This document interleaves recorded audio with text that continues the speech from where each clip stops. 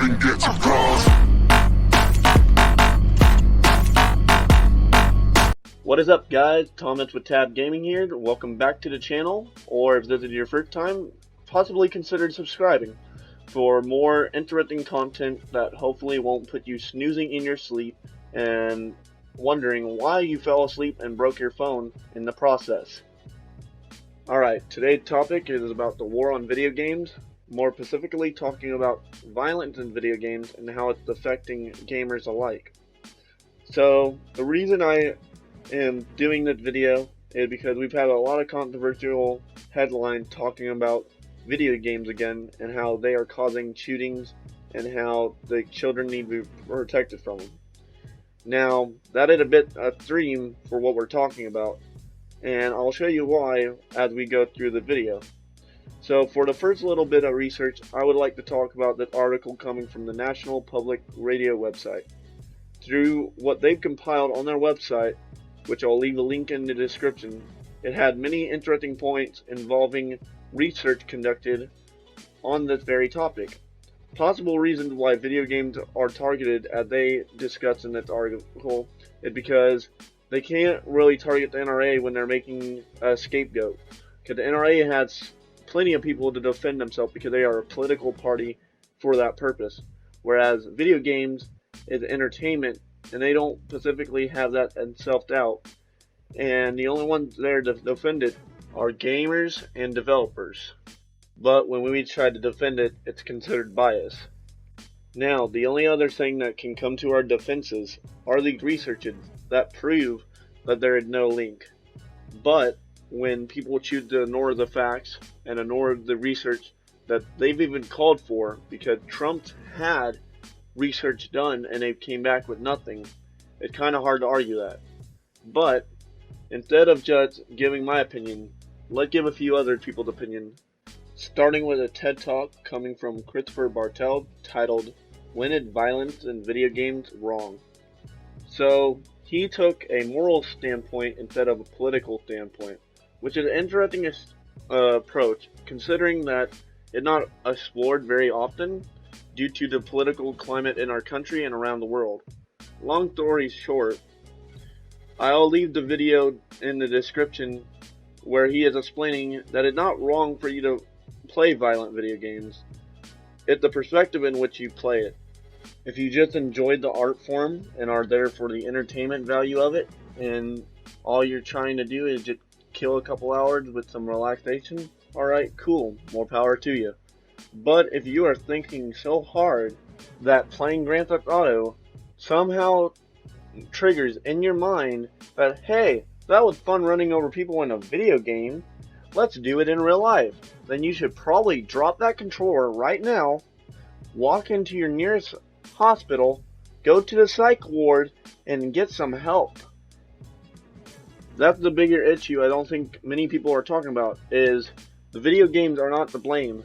We are not looking at the mental state of these individuals that, yes, they play video games, but what were their mental states like?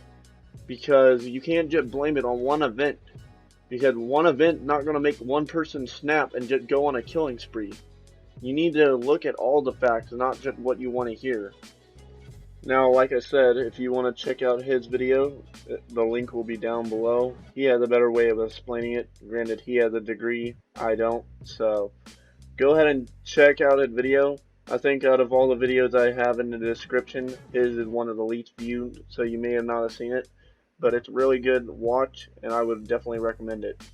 Alright, moving on, we're going to talk about another TED Talk. Granted, they're all TED Talks, because once you have one, they're like M&M's. You gotta have another. Not sponsored, but hey, M&M, if you're out there listening, whether you're the rapper or the candy, I could use a sponsor. Please and thank you. Unlikely sponsorships aside, our next TED Talk is titled, "Video Games Saved My Life, Now They Can Save Yours." Now, this talk is given by Chinhua Yang. And Chinhua, he had an interesting perspective because he had a life-threatening bleeding condition, which impacted his life in a very negative way, almost losing his life to it. And he lost a lot of his friends, so he ended up playing these games, he made a lot of friends online that didn't even speak English, but checked on him regularly just to make sure he was doing alright and taking his medicine. And through these online friends that he made, one of them was a medical researcher that had connected him to people that ultimately saved his life. Therefore, his life was saved by video games. Now, like he said, video games aren't made for this purpose, but it happens all the time. Another good example is there are many people that have met and been married and had kids because they met on a video game. And all Mr. Yang talks about is very inspirational, considering most people don't realize the social aspect that video games have due to the online nature. And he saw that the impact that it had on his life could be transmitted into development and decided to create his own studio where he create games that have a purpose of helping people get through rough time, teach people rocket science, and overall just help in many ways that you wouldn't expect a video game to help you in. Now, the thing that I find interesting with his story is here's a digital media that was able to save a life. If he wouldn't have gotten a hold of that researcher, and that researcher wouldn't have got him connected with the people that saved his life. Now, yes, video games didn't do it on their own, but they were the bridge that connected him and ultimately saved his life. I think it's amazing that this art form that many people enjoy can not only just be a relaxing pastime, but can also help people get through hard times, save their life, and improve just society in general. But a lot of times when we talk about video games, especially violent video games, it's all a negative connotation, which, okay, that's your argument, but I believe that if we're going to have a discussion about this and not just an argument, we should examine both sides of the table and then let people decide, not give a one-sided argument. That is my personal opinion on it, and we are going to move on to our next TED Talk, which is Life Lessons from Video Games. It was given by Carl Kapp, and what he talked about is how he taught middle school class about business concepts using Roller Coaster Tycoon. Not only do you need a roller coaster in it, but you need other less fun items such as trash cans and bathrooms. He found one successful group that didn't use any of the amenities such as trash cans or bathrooms, but instead, if they had an upset customer, they would drown them. And like he said, it sounded like an oxymoron, but he looked at it as out-of-the-box thinking. Granted, later you find out in the video, they had some financial issues, which didn't work out so well with the drowning customers. But another example he had was him and his 8-year-old son were playing a game where you controlled a plane and tried to get your plane from the carrier to the island while avoiding enemies. He could not do it, but his son, as soon as he turned away, found a way to do it and got halfway to the island without even getting a scratch on his plane.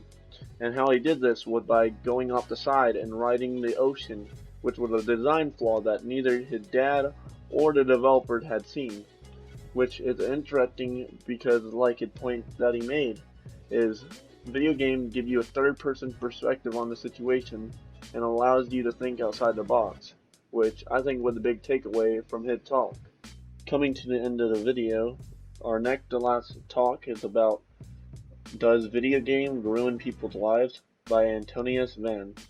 Now, the interesting about his video, and why I'll leave it short for his, is he's a researcher that also played video games, and he conducted a study which found that out of 14-year-olds, only 7% are hardcore gamers.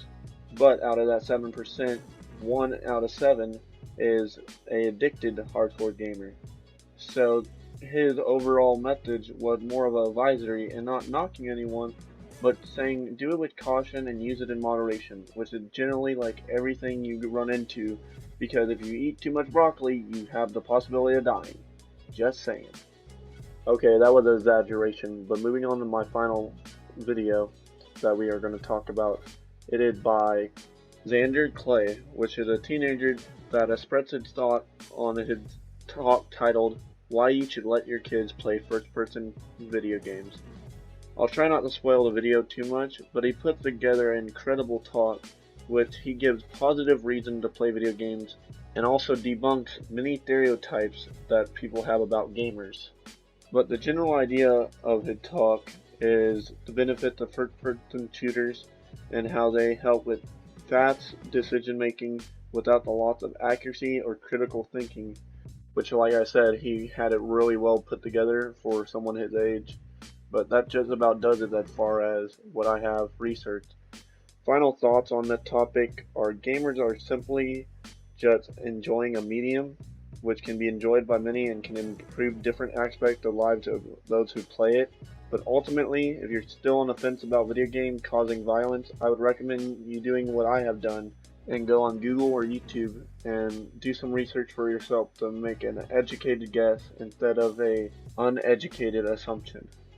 And with that, that does it for me today, guys. I appreciate you guys stopping by.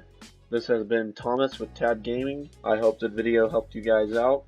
And with that, have a good one and see you next time.